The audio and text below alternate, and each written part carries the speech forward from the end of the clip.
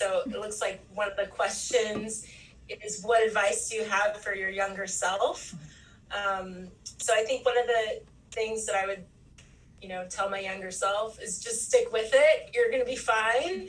But I think as you go along, there are things that happen, whether it's with mentorship or projects, and, there are things that fail all the time. So I think just being resilient and getting through that and not letting it get you down, I think is really, really important. I think, we have to believe in ourselves a little bit, and there's a lot to be said for hard work and perseverance. What is a highlight of your career? Or I would say probably one of the biggest highlights of my career was one of the projects that we did that I didn't know was going to be amazing at the time. It was a side project, which were found in breast milk. So my fellowship project was really what in breast milk protects against NEC. And I would say that the human milk oligosaccharides, testing them on the mice and our premature piglet model of NEC, was something amazing after I saw it, go into the clinical arena, and you can buy it at the store, which, I certainly never thought that would happen, at least, in the short amount of my scientific career. But I think that's probably the biggest highlight scientifically, I would say.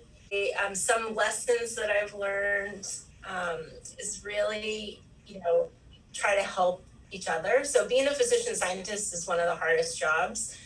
And, you always feel like you're failing at everything. But I think one of the cool things is we're about just 1% of the physician population. And so really helping those that are even like a year or 2 year or 5 years or 10 years, even junior to you, like really reaching out, creating a network, helping each other, and helping pull, the next generation along, because I think that's something that I was lacking in my fellowship, and I, really craved actually. So, part of my career is dedicated to training the next generation of physician scientists, and certainly, fellows or even junior faculty, helping them see that failure is common, and how to, see the light at the end of the tunnel, which sometimes you don't feel like is there. So I think that's probably one of the biggest lessons that I've learned, is just keep going, but find your people and find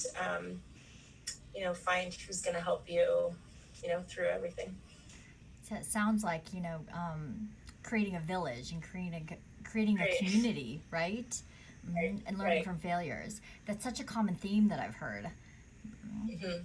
Oh, it's true. Actually, we just developed this division of physician scientists, because we have the MD PhDs that, throughout their training, they have their own, village and their own peers that are, going through them through medical school and then taking a break and, that whole delay. But I think as MD only physician scientists, we don't have that. So we actually just created a division at WashU that's called the Division of Physician Scientists. So it's really creating that network, across all departments, because you may be siloed in the NICU. So I think just knowing, you may be the only neonatologist scientist at your institution, but really finding somebody, whether it's inside or outside your department, that you can, commiserate with a little bit and learn from. So. Yeah, I think that this notion of networking and reaching out is so important, because I hear that question a lot. Like, how do you do this, and how do you network? Right. And you find out sometimes just by failing at something, or missing the deadline, or, not reading the instructions all the way, or, something like that. Like, I had somebody ask me, how do you navigate the NIH? I'm like, I don't know. You just read a lot of, everything they have online, and you just go for it, really. Yeah. All we can do is help the next generation, even if it's, just a few years behind us, what would we have wanted to know at that point? So I think that's definitely important. Is there any final thoughts or anything you want to leave us with from the great Misty Good? Sure. I would say just believe in yourself, whatever it is that you're passionate about. Just get out there and do it, and make the most out of your career.